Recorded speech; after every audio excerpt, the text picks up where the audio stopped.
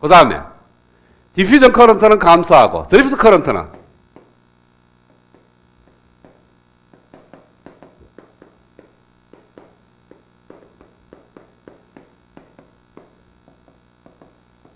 불변입니다. 변하지 않는다.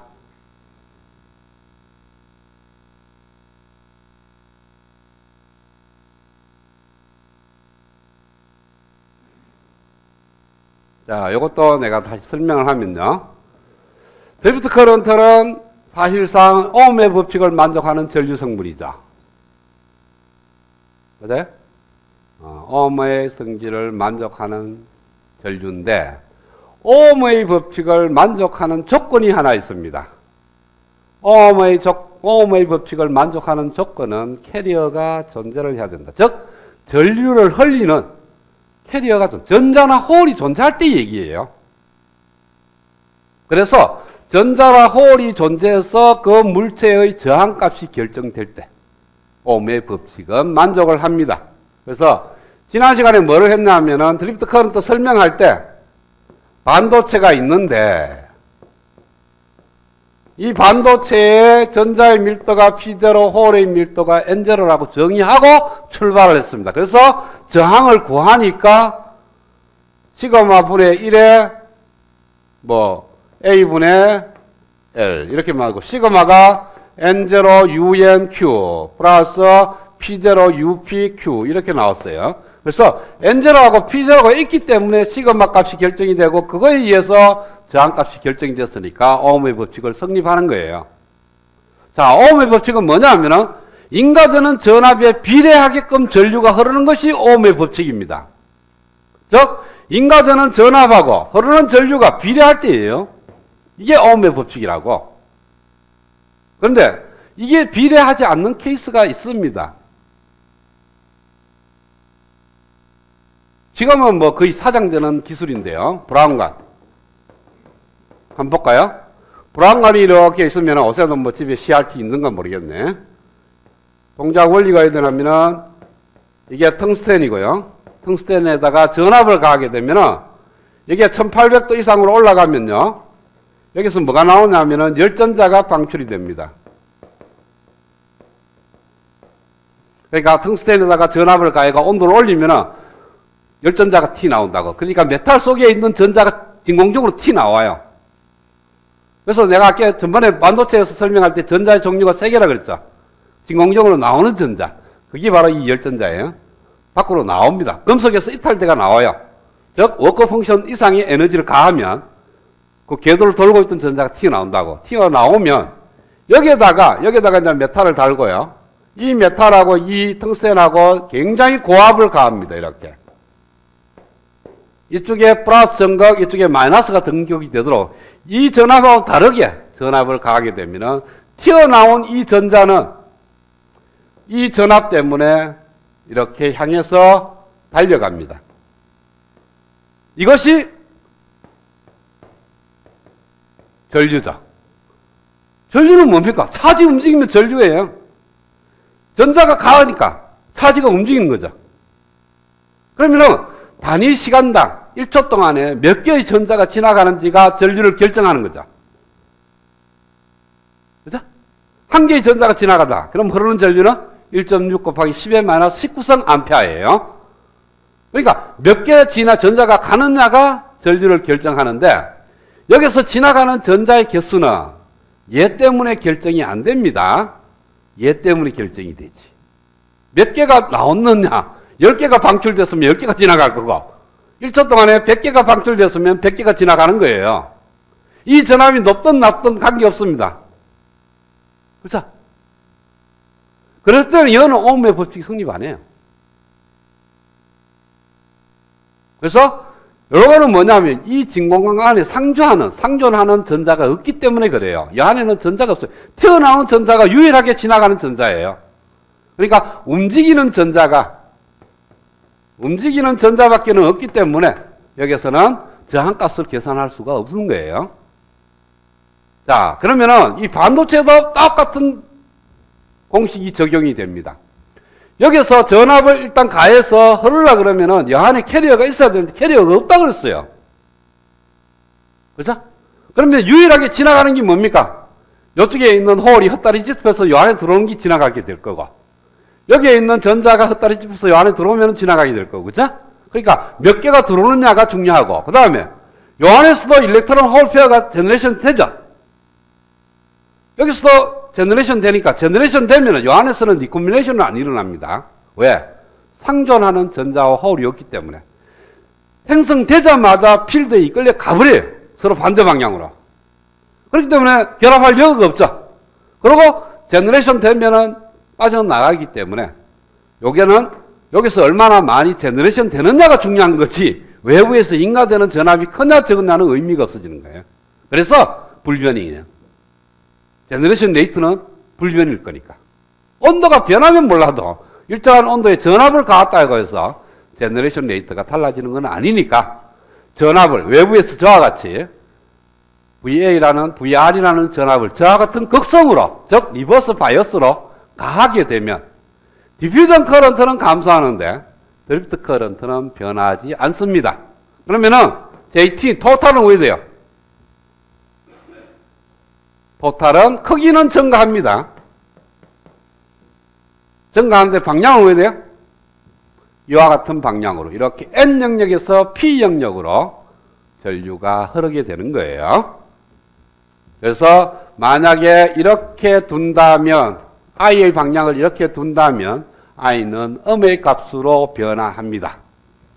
그러면은 V가 제로일 때는 I가 제로였어요. 근데 V가 VR이 되면, VR로 가하게 되면 저와 같은 전압으로 VR이 제로면 하고, 여기 VR이 제로가 아니면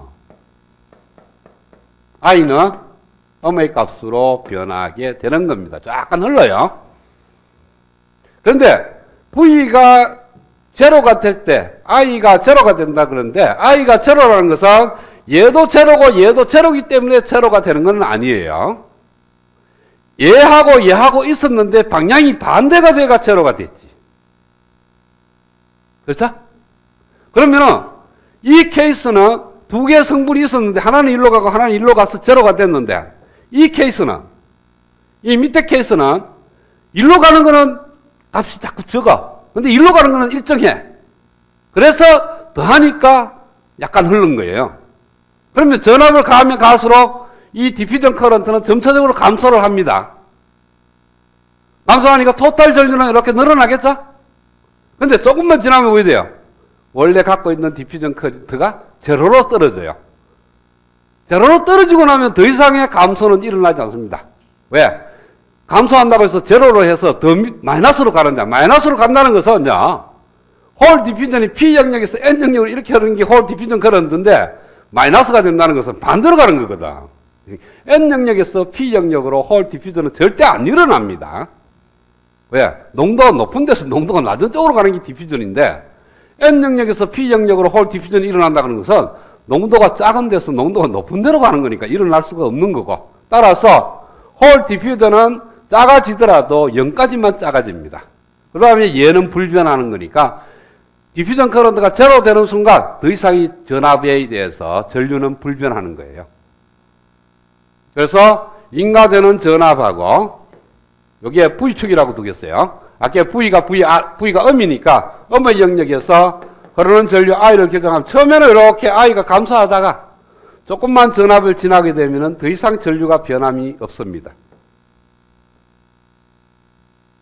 그래서 이 크기를 우리는 I0라고 둬요. 그래서 역방향 바이어스를 가하게 되면 I0가 발생하는데, 이 I0를 갖다가 역방향 포화 전류라고 얘기를 합니다. 리버스 세츄레이션 커런트.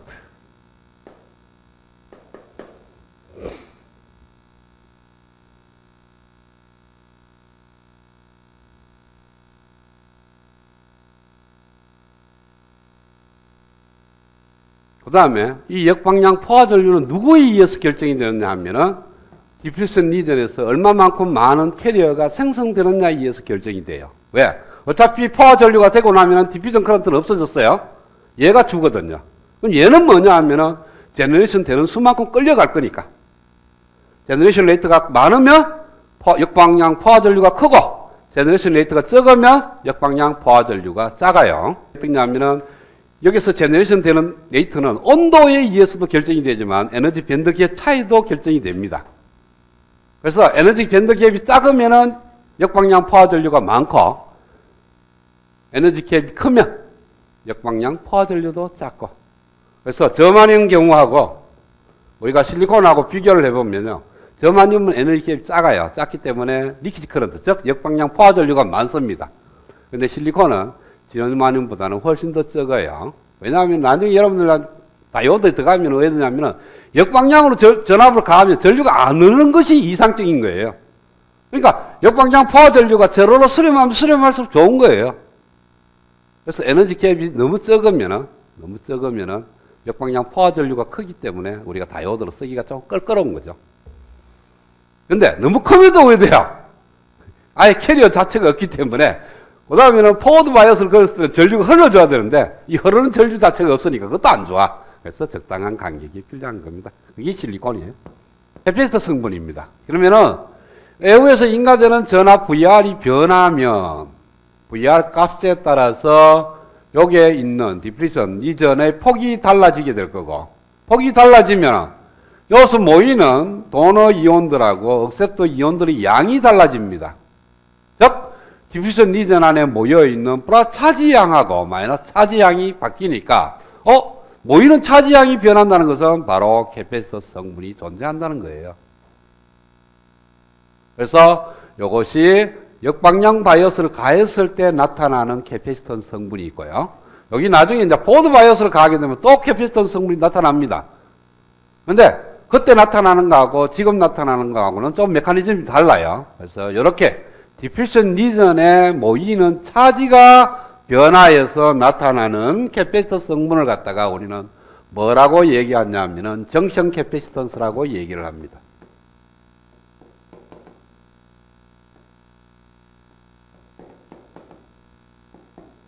그러니까 정션 캐패시턴스는 역방향 바이어스가 걸려있는 다이오드에서 나타나는 캐패시턴 성분, CJ라고 표현하는데요.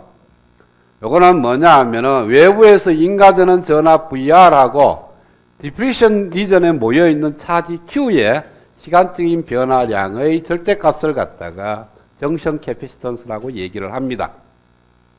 그러면 이게 반도체 공학으로 가면 이제 끝까지 유도를 합니다. 어떻게 유도를 하냐면은 전압 VR을 가하게 되면 요게 XN의 값이 달라져요. 아까 구하는 식으로 요 안에서 포화선 방식을 풀고 요점에서 요점까지 걸리는 전압, 토탈 전압을 알면은 요 길이를 구할 수가 있어요.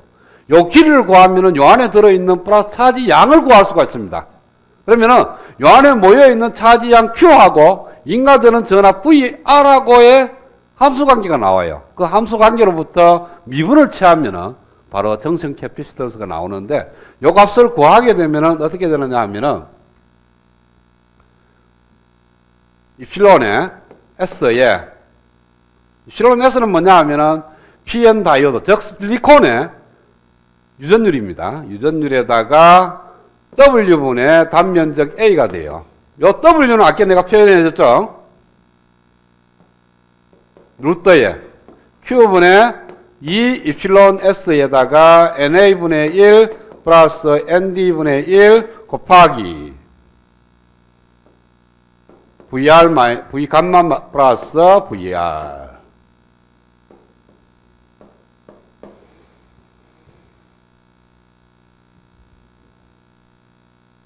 그러면 조금 들어가볼까요? CJ는 잡아 이어보자고요.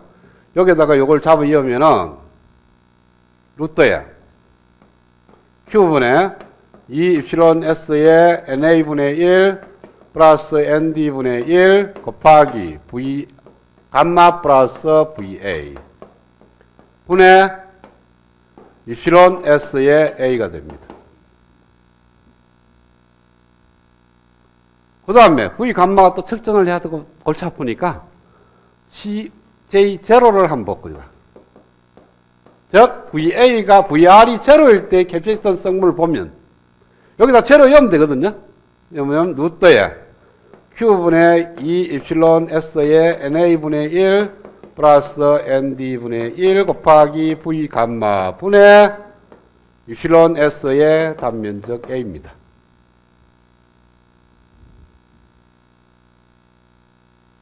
그러면은 CJ에서 CJ의 제로를 나눠. 그러면은 분자 날라가고 여기까지 다 날라가지, 그쵸?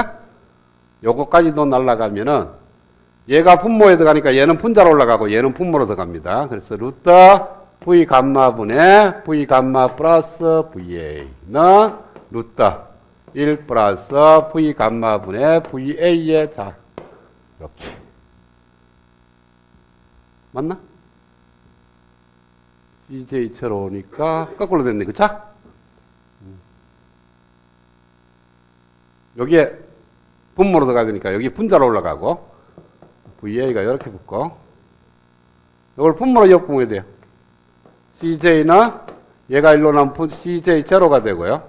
나누기 얘가 분모로 내려오면은 1 플러스 V 감마분의 VA에 이렇게 여기에 있는 책에 있는 식이죠, 그렇죠?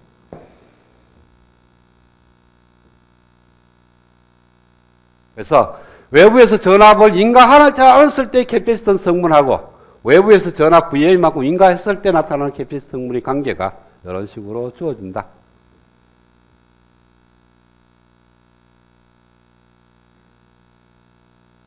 이걸 갖다가 베렉트라 그러죠. 베리 캐피시턴스. 그러니까 전압, 인가되는 전압에 따라서 캐피시턴 성분이 달라집니다. 그러니까 인가 전압에 시 결정. 어떤 캐피시턴스가 있는데 그것이 외부에서 인가되는 전압에 따라서 C 값이 달라진다는 거예요.